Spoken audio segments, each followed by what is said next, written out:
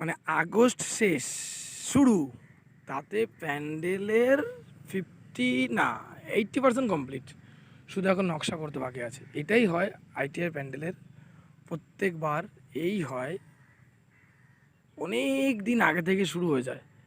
এবং এত বড় ডেকোরেশন, এত বড়, যেটাতে আপনারা জানেন যে হাজার হাজার মানুষ এখানে ঠাকুর দেখতে আসে। তাই এবার যেটা হচ্ছে এটাও খুব আকর্ষণীয় হতে চলেছে। আপনাদের সবাইকে বলছি, আপডেট আপনারা এই চ্যানেলে সবসময়ের জন্য পেতেই থাকবেন।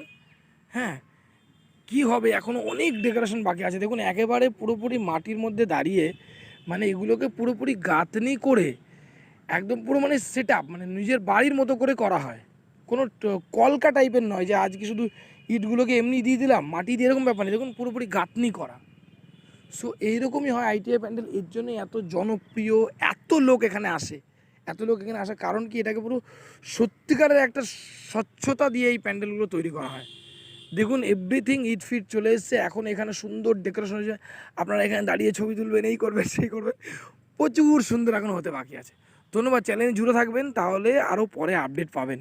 ওকে, ধন্যবাদ, পেতেই থাকবেন, কারণ আইটিআই খুদ কল্যাণীতে আমার বাড়ি, তো আপনাদেরকে অল টাইম আমি আপডেট দিতে থাকবো।